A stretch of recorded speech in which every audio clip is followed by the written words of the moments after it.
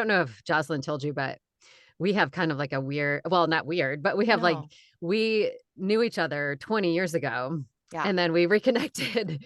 Was it 2 years ago? I think Yeah, it was you a had me couple on your years ago. podcast. Yeah. Yeah, I was her intern back in the day, back when we were both in radio. And so we didn't talk for like 20 years. And then she's back in my life and like, having me try like these new things. And it's been really fun. It's been really That's cool. amazing because it Yeah. feels more comfortable. I mean, it's almost like you've been kind of like you're not friends for 20 years, but you're definitely like connected. Like there's something special to Right. that, I for sure. think so. And that's Yeah. what I was going to ask you, like with you have a podcast, so that's how we were connected. So yeah, it was exciting because Alexis said it, I think I probably told you, but I met her co-host or host Koji when we were doing a roundtable on another podcast, and then he invited me to Okay. join them on their podcast. Okay. And then it's like this big, wonderful, wild world of Musical podcasting. chairs. Yeah. Podcast It's musical chairs. Yeah, and I just was like, oh, I thought it would be neat. I felt like a connection. I felt like it would be neat to have Jennifer to come on, and I want to talk a little bit about like your background because that's also something that I want to know more about you,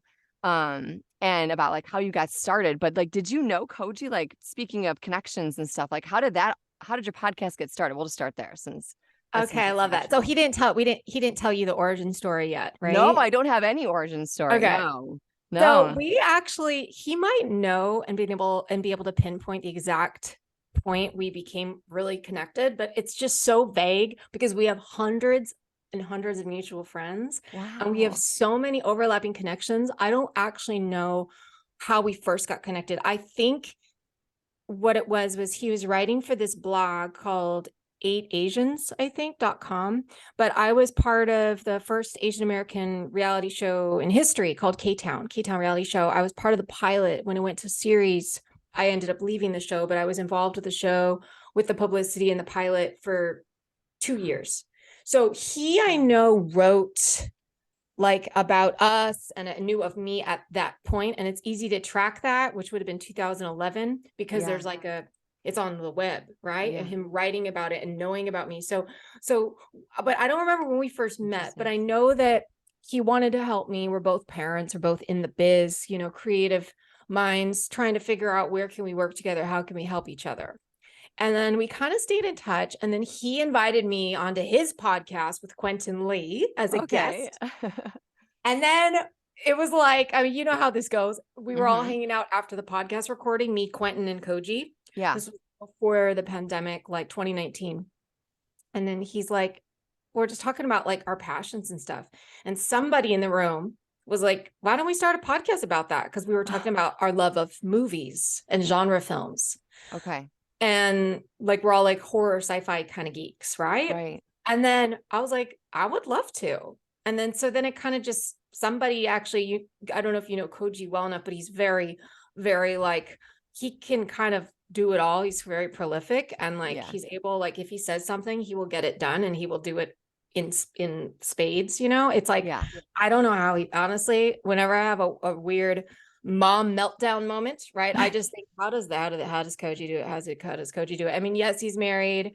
Yes, he's a man, but still, it's just like, I don't know how he does it all because he's a professor. He writes, he does everything. So then anyway, so it actually came into fruition. So it wasn't one of those ideas that just goes out into the ether and never gets made. Right. And then we did our first podcast called Midnight Watchers. And it was like midnight movies, band movies, edgy sci-fi horror type of, movies. And we would watch a movie and talk about it. And then, so we did that for a year. Quentin left. And then Koji and I started the Unofficial Official Story, Alexis, which is how Jozlyn and I got connected, which is more about conspiracy theories and kind of making fun of them. And so we've done that now for 2 years. So that's kind of where it's been. So, I mean, Koji and I try to help each other and do things for each other over the years, but our podcast is our main thing now. So he has to put up with me basis because of the podcast. So yeah, he's not sick of me yet. So I'm grateful. It's a fun podcast, but I feel like being in the world of entertainment, like we come from radio. Alexis went into TV and was a newscaster. And oh, you were. Yeah. I was going to say, are you still in the Bay Area? I saw you're from San Jose. I'm not, but I try to go back as often as I can. Oh, okay. Yeah, I worked in San Francisco for a while. That was my last stop. Oh my gosh. Well, Yeah. what neighborhood where were you living? I was in Oakland at first, and then I moved to Pleasant Hill. Pleasant Hill, where's that again? That's like Walnut Creek. It's just past Walnut Oh, Creek, East between Bay. Walnut Creek Okay. and Concord. Yeah, so Oh, it's like further out into the East Bay. of course. It's a Okay, small okay. world, I right? know. It's a totally small world. So, I mean, it's like I feel like being in the world of entertainment, being a creative, like you have to be able to like network and connect and like get to know people because, like it's such a wide web, Yeah. So how did you get started in I mean, did you start in pageantry? Is that what it is? I mean, or No, I started like just doing children's theater, like local community oh theater, wow, okay. as a kid. So then, but I think part of it stemmed from my mom, like putting me in piano and dance. So I was exposed to like creative, Yeah, the outlets, arts. the Yeah. arts at age 6. And then Yeah. for whatever reason, I asked to do a play. I have no idea. I don't remember like how that came about. Where would I get the idea? Maybe there was a notice somewhere. Maybe my mom put me up to it, but I just know that I started doing children's theater in 3rd grade. And then I would do plays like every year. And obviously there's the school plays. And Yeah. I was always the lead in the school plays, and I was doing stuff near, so I was like, I felt like I was good at it as in my big child, head within your small little world, right? I'm like, I'm so good. So I was like determined to be an actress since I was a kid. So then, Wow. and I was like asking my parents for acting lessons. And so I went to like this local musical theater. It was in downtown San Jose, Alexis. It used to be called San Jose Civic Light Opera, but it got changed to American Musical Theater. They offered like, kids acting classes for San Jose people. Right. This was like, 3rd grade. So that I know I was like asking for that, which would have been the summer after my first plays. But anyway, so who knows? There was something calling, and then I just never stopped, and I just kept doing plays. I got a theater degree. That's kind of where it began. Yeah. So maybe thanks to my mom, maybe just some natural inclination. That's interesting because I wanted to get into voiceover when I was like 16, only because I was introduced to it by my best friend's dad, who was a voiceover. That was his full-time job. And he was in the Detroit area, like old school, like the old school voiceover stuff, like Detroit Rock City stuff, like cars and yeah. And but then he said, like, I think like your voice would be good. You should think about this. Maybe you should come up with some characters. But back then, voiceover was different. It was all like, yeah, it was like real, it was just a different kind. But anyways. Like different trends, like different styles. Yeah, I think so. Yeah. It's like, it's totally, it was just, the, I don't want to say it, but it was just a different style of read back then. Like big announcery. You had to have Yes. the golden pipes, right? And now it's much more about the acting. Like Yes. Jozlyn and I are both like, gosh, wish we would have done theater in high school, like that sure would be helpful now, Totally would be helpful. Yeah, because now we're kind of coming up like from the other side, from the radio side, and it's like that's not what people want anymore. They want, they want like voices or something. Oh, absolutely. They just want you to sound real. Yeah, they like want you to sound like a real person. Wow. Okay. But yeah, so maybe you'll like get started after this conversation. I know. You probably do very well. I don't know. Yeah. Well, I heard that you did. I mean, I read that you did commercials. You've done some voiceover and commercials. Oh, you do? Oh, okay. Yeah, I've done a little. And actually, as we're talking about it, I have to update my VO reel. I have like an animation VO reel because I've done 2 episodes of Robot Chicken. And I had to come up with, for the original audition, I had to come up with characters for the first audition or whatever. So but they, assigned me characters, but I understand like characters, right? So I did 2 episodes of that. I think I've got like seven characters with that show. Wow. And I have to update my reel to reflect all of those, right? I have some of them on there and then some that I created. And then where else did I do VO? I never did commercial VO. I'm not interested in audio book narrating VO. I have no interest in talking for hours. No way. Okay. I'm sorry. My voice, I know myself. I get tired. My voice gets tired. I don't take very good care of my voice, to be honest. So, but I did do 2 scripted podcasts. Okay. Contributing voices. I need to cut those in somehow too. So I kind of do it. Like you guys, I don't have an agent and I don't like pursue it because I just know with voiceover, number one, you gotta take your care. I gotta take care of my voice. Yes. And like, it's hard. I don't know. It's just the whole thing. You gotta pursue it. Yeah, there's like a definite crossover between, I think, on-camera acting and voiceover, but there's also some big differences. So would you say that you love being on camera? Because I know you've done a lot of work, and I am like, so, oh my God, I went way back, like General Hospital. I was like, holy shit. Are you currently on General Hospital right now? Well, so I'm waiting for them to bring me back. So I'm the assistant DA on there, and I'm assuming until they've killed me off or fired me and put on a different assistant DA, I'm still the assistant DA, but I'm not like a contract. I'm not series regular. Okay. But They last just time call you. They're like, yeah, hey, they we've just got call okay. me, and then sometimes I'll watch the Twitter and the promos to kind of get wind of when I might get called soon. And but If you're like this character's somebody's getting prosecuted, exactly. Okay. Then you're like, I'm just waiting, checking your voicemail. Okay. Yeah, and then there's like there's like a little bit of chatter that was created like on Reddit and on Twitter about my character. So I was trying to keep tabs, but that's a whole thing to stay on top of things like that. But last time I had an episode air was October 31st. So I'm just waiting for more. I hope they bring me back. I don't know. Please. Oh my God. Okay, so two questions. Wait, I have to. So Okay. first of all, I have a question too. you were you were a character on General Hospital before the ADA, Jennifer. Yeah, right? only for one episode though. Okay, because I always wondered about that because I am taking acting classes, and they said typically they don't, you won't, if you're in a role, like take a smaller role in a show, that might kind of, you might not be asked back for like a bigger role later because people are going to know that you were already on that show. And so I was like, oh, but Jennifer did it, and how does that work? Yeah, you tell your teachers is different in soaps. That's the everywhere else it's pretty much. Yeah, once you do that one, you're the dead body laying there on, Criminal Minds. You're not going to be able to do it 15 years later as the radio host. That's the serial killer. They're going to be like, sorry, yeah, you had one line laying on the table dying or whatever. But with soaps, people can come back as different characters. The crazy thing is my other character I did once, it was only one episode. I was a prosecutor anyway.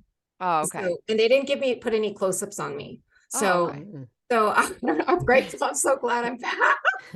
Right.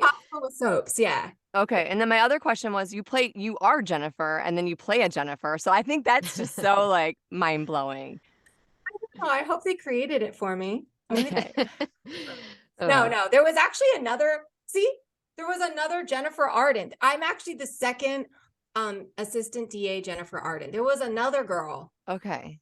So yeah. What happened to her? Created that name for me. No, yeah. I don't know what. She probably moved on to bigger and better things. Oh, okay. She got abducted by aliens, which is like right in your podcast wheelhouse right there. Like, well, the maybe truth of what really happened. But go ahead, Alexis. Go ahead. So, okay. So soaps, is it all ad lib, or how exactly does that work? No, it's not. It's not. You got to be stick to script, and they will really. And then we'll make you stick to script. Now, if you've been on the show for a while, you are allowed to kind of have some embellishment. And plus, the tone, what the writers will get away with, but you got to be letter perfect in terms of like if you're just like, if there's like a, conjunction word or a the or a he is something else. I would not actually a he or something like that. Cause I think one time I said they instead of like he or she, and they corrected me on that. Okay. They're like, you got to do that again. And then like, I think I said complicated once instead of complex or something. Yeah. And they try to correct me. I wonder, why did I think that it was a lot of improvisation and stuff like that? Like, okay, it's not. No, and I know that if you've been on the show for like a hot minute, like I've seen it, but not all the actors have done it. Like a lot of them stick to script, and it's actually more letter perfect than I would have thought. I think the ad-libbing maybe is on more of the comedy stuff, probably. Yeah. Huh? Okay. Yeah. And I'm taking acting classes. It's really interesting. I mean, there's a lot that goes behind it, and you have like a degree behind your acting, right? I mean, you went to, yeah. I mean, it's funny because that doesn't necessarily mean anything. So whether you got one or not, you're good. Trust me. I know so many people that are so successful and rich from acting and have a no freaking degree and never started acting till they're like mid-20s, 30s. So don't worry about it. It's what about 40s? I'm just kidding. Exactly. It doesn't really matter, honestly, because there's so much work and there's people I mean, to make like a lot of money and make a great living at it, that's a different thing. But to be able to work a little and enjoy it and put your feet in it, like because the people that are at your age, at our age, really, when you're in your 40s, that have been doing it for 20 years. So the smaller roles, someone that's been doing it for 20 years that are in their 40s are not going to accept a smaller role. Right. And there are roles for 40s and up and senior citizens and stuff that are like small, and so like I'm talking like you can get, how fun would it be to be a co-star in like NCIS for an episode and get residuals, like, so there's definitely work. It's just how much can you make a living at it? Yeah, that's interesting that you said that, because it's like when you're new to the table, and you're trying something. I stumbled into it, and then I was doing it for fun, and then like now I'm taking online classes. I love it, and like you really do get that bug. So what was your first role did you already tell us? What was your first role on camera? Oh, what was it? Or like what was your favorite? Like what was one that just kind of stuck with you? It doesn't have to be your favorite, but like something that just sort of like, there's always that one commercial, that Well, the one. first thing I think I booked that I was paid for, like the first thing I booked when I got here was like a soju commercial that aired in Korea. Okay. So I played like, they called it like a Basic Instinct type of Sharon Stone scene. Oh, wow. Hello. Yeah. That was what I booked. So it was like it was Jinro Soju Korean commercial aired in Korea. So that was the first thing I booked when I got to LA. That's interesting. And And sorry, go ahead. No, yeah. That was like the first thing I booked. Yeah. Because you almost like never forget like your first like gig, Yeah. right? So, but that's also like a thing, right? Like you're Asian American, right? So was that difficult for you to, get into the world of entertainment and becoming an artist? Yeah, I feel like because I'm half, I'm so passably ambiguous and white. I think I never experienced really racism. I didn't experience challenges, so I was fortunate. Yeah. I never was bullied. Like I'm not gonna try to, but I grew up, you know the Bay Area, Alexis. So I'm from East San Jose, if you know that area, like 101 and Tully. So I'm from an area where it was like whites were only about 40%. It was very, very mixed. Absolutely. Very, very very few. diverse. Yeah, it's very diverse. It's like there's not a lot of white. I basically felt like there was no white people at my school, but I think on paper it was like 40%. So like everybody, Koji actually had the same experience where he grew up with like all Asians. Oh, really? Okay. Majority Asians. Yeah. So I don't have that Asian American experience where they're like, I'm the only Asian kid in my whole county or my own whole district, my whole class, whatever. So then I hung out with Asians, and then like Vietnamese and Filipino and Indian, South Asian Indian are like the predominant sort of like groups in where I'm from. So for me, I don't know, like I just felt like myself, and I didn't think anything of it. And I just got to LA, like, this is who I am, and I'm biracial. And I know that I was very proud. I've always been proud of my identity, and I never like reclaimed it at any point or anything. Like it was just something that I always like knew internally and was inside of me before it was accepted and before it was maybe talked about. People now are talking more about diversity and talking about what does it mean to be Asian American, and that's something that was not discussed before or wasn't at the forefront of discussion in the media. So for me, I don't know, when I first got here, they were always like, are you Latin? Are you Asian? Okay, Wow. you can go for Asian stuff, but you aren't. So I booked stuff that were written for full Asian, half Asian, and white. I've done commercial and print stuff for Hispanic or Latin, but I don't feel comfortable playing. I've never felt comfortable playing Latin or Hispanic in a theatrical role because that's not my identity. But if it's modeling, commercial print, I don't really care. But they've I noticed casting directors haven't been calling me in for Latin anymore anyway, because I think they're getting more true and authentic. But in the beginning, I was like, well, I am, I guess, a person of color of some type. I don't know. So I was okay with it, but I never wanted to like play somebody that was Latino, in an acting role, because I was like, that's not me. Yeah. That's you know? interesting that you say that, because when we get scripts, they're very specific now, very authentically specific, even regional. If you're going to do a Southern accent, that's regional. And if you can't do the regional accent, don't do it. Mhm. And that's what we're taught. Also, like I get a lot of scripts too, where they're looking for Hispanic, or they're looking for Asian, they're looking for very specific. And that's interesting that I don't know, that's just interesting. And I stay away That's from it. new though. But that's Yeah. new. I think Yeah. that's very new. Don't you? Yeah. Don't you feel like that's just Yo, yeah. the last few years? I'm glad that it's here though. I'm Oh, glad it's on the absolutely. table. Yeah. But Yeah. it's change. I mean, it's certainly a shift, I'd I say. think I think they asked for it always. They're asking for more roles in a cast of that, but I think now, yeah, it's more authentic. Where like say, Right. yeah, where like they want you to actually be indigenous or actually from Chinese heritage or whatever. So, but I think yeah, there's definitely they're trying to open up more spots for people that are not of the majority. So that's good. Yeah, I mean there was.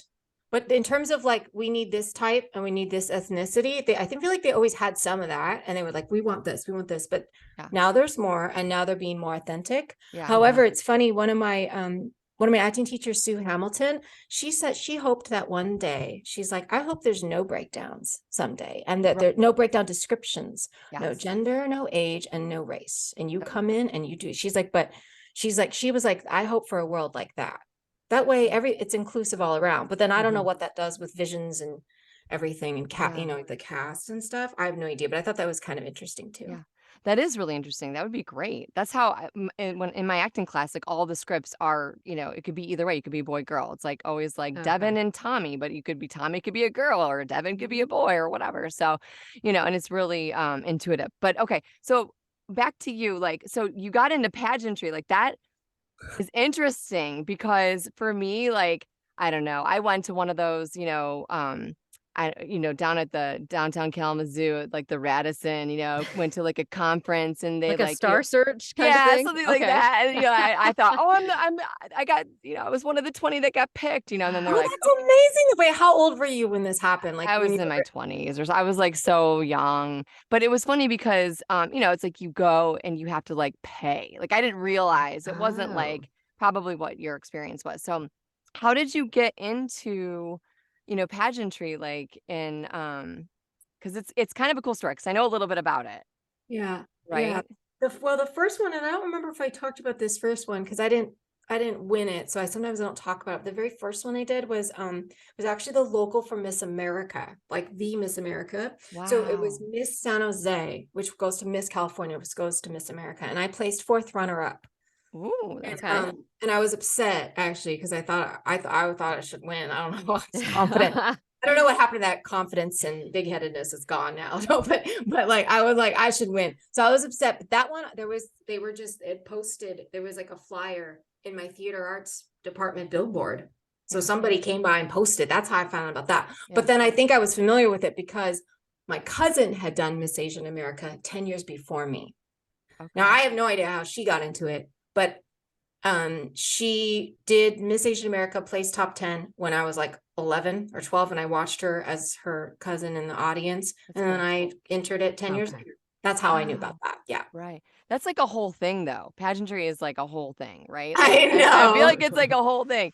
Do you ever take from what you learned, like in, the behind the scenes, like, and apply it to like your acting roles or your characters or anything like that? I feel like you have to pull from your real life, because they say in acting, you're just doing different versions of who you are, right? Yeah. Yeah. I think, I don't know, there's so much of that in my life, that just is infused in how I approach characters, I guess. But so it's hard to kind of figure out where the lines are drawn. But I know that I've been told by friends of mine, like, you should write, you should create, I'll tell them my little tidbits and stories about pageant stuff. And they're like, it's so interesting. It's such a specific niche world, like you said, that you were part of for a couple of years. So it's like, why don't you write something about it? And then, but I'm just not guys and girls, I'm just not a writer. I've tried to write a screenplay. I try to make my own stuff, and I'm just not a good producer writer, and I don't have the passion. I'm just not getting pretend anymore. I just Right. like following directions. I like making people's visions come to life. I don't like, as of right now, I don't really I can't write. So Well, I mean, you I've do tried. you do know someone who writes, though, so he could write I for know you. I could ask, but it's like, I want to pay, I want to pay them. I know, that's true. Ask someone to write something for me for free, unless it's their project and we're collaborating and they're like, I have this vision for you. I want to write about your pageant stuff. Tell me. But other than that, I'm not going to do it myself. But I know, there's things about that experience that I think are permanently embedded in me. What's one? Because I always ask this about Alexis when in her newscasting days. I'm like, how was it behind the scenes? What's like one like crazy thing that just sticks with you where you're like, oh my God. Well, I want to hear Alexis. Well, I need to hear her. I don't even remember what was my answer for that. What did I remember? You were like, I'll have to get back to you. So now you're on the spot again. But I was I think it was like something about, I was asking you about like wardrobe and makeup, and I was asking you about like behind the scenes, like cattiness, and like where the girls no, like I'm thinking news anchor, Oh, right. Like with Will Ferrell and no, it was, I mean, everyone that I worked with was great. I mean, like we were friends and it was fun.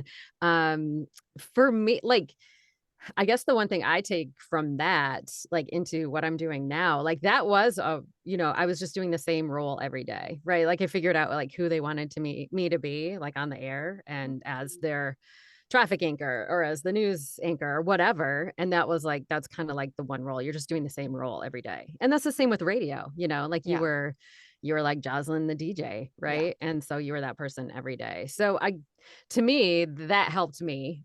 I wasn't very what word am I like, I just like was the same my husband's like doing some work in the garage or something. I'm like, okay. What is that noise? Like I didn't have any range, when I started doing voice acting, because I'm like, oh, I just have like this one thing that I do, right? And like I couldn't get out of that mode. Like I was just stuck in that mode. But you do it well, so but I did it well, right? But it's just like the muscle memory, like I was like, when I get in front of a microphone, this is what I do, like I just like talk really loud and read your script, and so that was like the big change for me, I guess. But as far as like what I like got, I don't know, like behind the scenes, like what.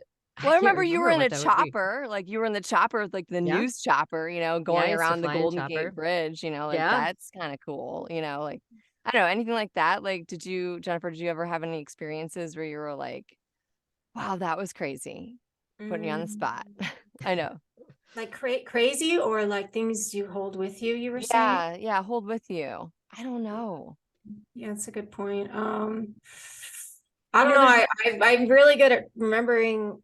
I'm not perfect, but I try really hard and I'm pretty good at remembering everyone's name. So I always make sure I introduce myself to everybody, the Tom Cruise thing or whatever. I always, the smallest people in the room, I always, like smallest in terms of status and like, like those lower sponsors, or I don't know, the help, the hired help that day. I don't know. I try to remember everybody's name and try to make everyone feel special. That's kind of something I did like every time I was at every single event, community event, charity event, doing the pageants, sponsors, photographers, fans, trying to make everybody feel special, people pleasing, which is supposed to be not a good thing. They say people pleasing is bad, right? But I was really good at it. Yeah. And then you were behind an Indy car, right? Did you get to drive one of the Indy cars? Speaking of like vehicles and like, God, I wish they're just so, you have to be trained for years. You can't. Okay. I know, but I got to be down in the paddocks with them and I learned a lot. And I worked for Champ Car Racing, which is gone now. It's now Indy Racing League, but it was like they had split, I think, from IndyCar, and it was called Champ Car, and then they got bankrupt and went back in. But yeah, it's like open wheel F1 type of racing, right? Not NASCAR. And it was amazing. I got to travel the world. I got to learn. Yeah. So I learned, I dabbled in the racing thing a little. And I actually just saw Rush. Did you guys ever see that? No. Ron Howard movie it's like a true story based on F1 drivers. And I watched it. It was so awesome to watch, because I was like, oh my God, I remember a lot of this stuff, Oh, that's cool. So what did you do with the racing? Well, I did his other pageant. It was crazy. I did Miss Asian America. And then the week before, literally exactly the Saturday, but week one before, I had done Miss San Jose Grand Prix. So San Jose we had a race that came to town if you were there during those years. And it was, like IndyCar, like right. the race. So not a NASCAR track, it's like super, super fast cars that went around downtown San Jose. It was amazing. It was this huge. Oh, cool. Yeah, we had, No, I don't think I was there then. yeah, and they had kind of the, like you said, Jozlyn, like the Radisson Star Search thing. So they had like a spokesmodel competition Yes. Oh, with, gotcha. Okay. and I Okay. competed in that, and I won that and Miss Asian America, and they're only a week apart. Wow. You So were I don't in know your what's going on. zone. Yeah. Yeah. I You were- know what. Yeah, so that was kind of a magical time. But I think you know what it was. It was just one of those things where there was something that I had in me that I wasn't tapping into, you know, and maybe I was partly in the zone. But when I look back, there was really nothing special going on in my life. I mean, it was nothing. I didn't feel like I was in the zone, but I definitely was very focused and extremely determined to win. And I was all in, and I was very, very like driven. So that I think is magical, because sometimes we can't always have that. Maybe people have that all the time. I guess if you really want something, you know, you go get it. But that doesn't happen with acting. I want to roll really bad. Maybe that does happen, but not, I don't know, a couple times I was like, I really want this role. And you didn't get it. So is there something that you've done or you want to do coming up that you're like, that you have your mindset on doing, you know, that it would be like a really good goal? And you also mentioned your mom. So like, I'm wondering, is she um interested and like supportive? Because I don't know, it took my dad 20 years to be supportive of my radio experience, and then like radio left me, and then I wanted to get into podcasting and voiceover, and I had to start all over again, you know, like it's not okay. It's like, what's like, Dad, it's like kind of doing the similar thing, but better, baby. Yeah, Not that it is better. I don't know what's better, what pays more, what's more satisfying, but yeah. So is your mom like, yay, she's on General Hospital, I'm so excited, you know, and like she is, but she doesn't she likes when it's on. She likes like the, you know, the smoke and mirrors, like the outside accoutrements of it all, but she doesn't like understand the process of it. So she doesn't understand that like it's a struggle. I don't own property, I rent, you know, my personal life is like always haywire. I'm constantly changing my schedule because of things like I had to rearrange so much because I got booked on this, thankful to the universe, I got booked on this 6-day print job out of the country. I just got back from like a week ago, and it was incredible, and I'm so grateful, but I had to change so much. And like and then like what was it, like auditions, like I try to set up sometimes, like if I want to go to dinner or see somebody on a weeknight, and like I used to just be like, get no sleep, do mediocre on the audition, or cancel on the person. Now what I do is I just put like I just have to let everybody know, like, look, my schedule is like this, and you just have to there's always got to be this caveat, you know, this like asterisk that I could be late or things could change. Like I missed my best friend's 40th party that was like planned for 40th birthday. That was huge. Everybody went. It was in Vegas. We had like monogrammed like things that she made for me. It was this humongous thing we planned for months, and I missed it because of a job. I had to cancel last minute 2 days before. It was so sad. It was like, it still breaks my heart. Still breaks my heart. And like, obviously sometimes, sometimes you have to just say no to work, and you just got to live life. Right. So there's that factor too. But where was I going with this? My mom. Yeah, she doesn't appreciate that. Like, I have to bartend. I live in a small apartment. I don't live a normal life, you know, and that's, she doesn't understand that part. Of what I'm doing. It's a lifestyle. And then, of course, it's a lifestyle. I mean, it really it's is. like a whole thing to be an artist. And then she'll call me about General Hospital, and she'll call and leave a message, and she'll be like, you looked really unhappy. You're acting really unhappy. Or like, there was one time I was doing this other thing she was watching, and she's like, she calls me and she goes, great job, but why were you wearing such a red lipstick? I mean, literally, that's just the Asian mom complaining thing she does. But you don't So, have a choice though, because like that's what I've been told. Like you don't have a choice on like if they want your hair a certain way, if they want you to wear a certain thing, right? For the mhm, role and the mhm. makeup, like you don't have a choice. That's just part of your character and that's what you sign up for. Just like, yeah, she's just negative, likes to look for, what you can improve on. So, That you leads me know, sorry, go ahead, go ahead, go ahead. yeah, yeah. So I mean, I don't feel like she's like that accepting and proud. Like I could use a little more support and love. We I could all. I bet she is proud. I bet she Yeah. just, I what she's guess vocalizing is she needs to probably vocalize. She yeah, needs to. okay. That's okay. We all have parents and they can be weird sometimes. So I just move on. I'm like, this is what I'm doing. And I'm like, and once you embrace it and you just keep going, like, and you are like serving yourself, hopefully the right people are, supporting you. And you surround yourself with that, with your family and friends. Quick question. So like, is there anything that like has ever come up with like, a print job or an on-camera job or whatever, where like they were like, okay, you have to change this or you have to do this. Like, is there any like absolute no, like I'm not What, doing like that? shave your Yeah. head or something Well, like no, that? Or yeah, they asked that. They like literally okay. asked that, like in some of the, I've looked in some of the when you go on these platforms, if you're to find auditions before you get an agent, they're like, will you change your eye color? Will you change your hair color? Will you be naked? Will you do this, that, and the other? And I'm like, Will you I'm be not really naked? sure, you Oh know? boy. Yeah, yeah. I think that's totally like your comfort level. And sometimes there are weird things asked of you. Yeah, so that's up to you, right? And then Right.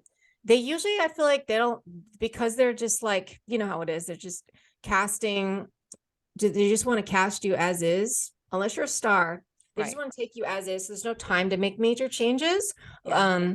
But sometimes it is asked. Yeah, shaved head is a kind of a random one. Sometimes they need that. And they're like, they need to shave your head on camera, be shaved. And that's an extreme one, especially for women. It's very rare, but it may happen. I personally know nobody that's ever had to do that. Changing hair color, I don't know. Maybe they do. No. I don't know. I don't think they just because they're just like, we don't have time. Let's just cast you. Let's get you as is. Right. But I know when you're a star, it's different. They'll do everything, Yeah. they have months to develop it and they want you no matter what you look like, and they'll fit you, and they'll put you in, say, playing Marilyn Monroe or whatever it is, right? Yeah. And so but I had just I'm getting with new manager, so I haven't changed reps since 2014. So I'm one of those loyal people that doesn't hop around. I've kept my same team all these years. I finally am switching managers. Wow. I Okay. feel so bad because my old manager is so wonderful. We grew so much together. I still feel really bad. And but she basically begged for me to stay, and I gave her another few months, and it wasn't working out. So I switched managers, and she asked me that about a no list, she called it. Yeah. What will It's a you thing. not do? Yeah. So it's funny you mentioned that, because I just had someone ask me, what Yeah. would you not be willing to do or do, which would be some of those things you mentioned. Yeah, exactly. Yeah. I know it's like kind of running down on our time, and I know that we all have other things to do behind in and out of the booth, but I just I want to know. I ask. was like, I got like 10 minutes. I gotta I know, go. I know. Oh yeah, Preschool. yeah, because you have I to got, leave. I got Right? preschool pickup. That's right. Preschool So, pickup.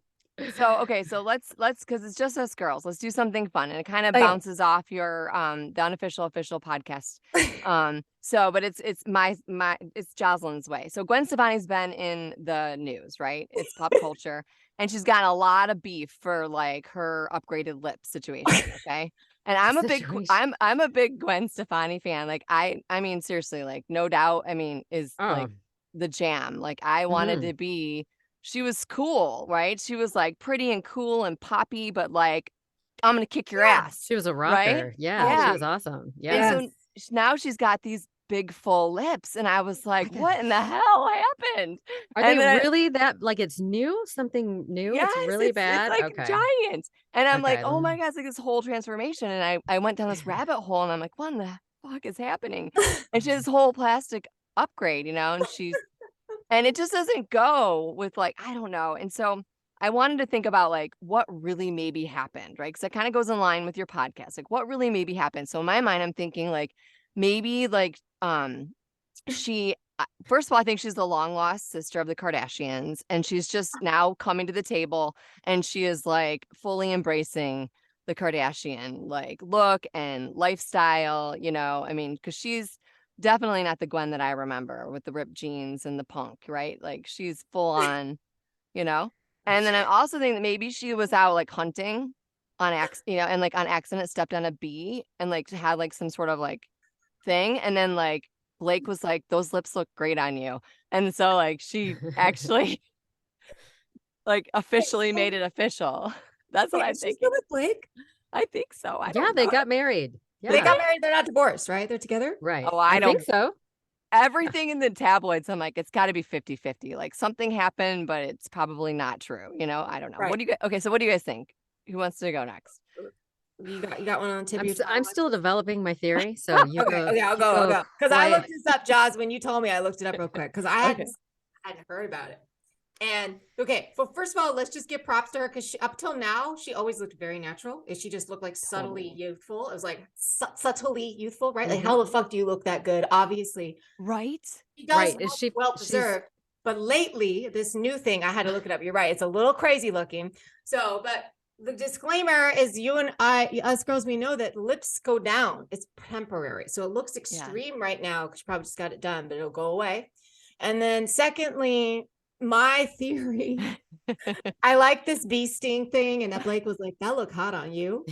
And then I like that this card, she's part of the Kardashian clan thing, which, okay, my thing, we'll go, what's the word? Go a little provocative here. I think, oh boy. similar to the bee sting thing, I think that she's at her age, she's going through menopause. So she's having like a sort of like a third wind or whatever. And that she got her lips done and she's trying to look like that because she wants to be amazing with blowjobs and kissing with Blake. I was like, she's not gonna go there. She went there. Yeah, I went there. Well, I mean, he wants it to be better than ever.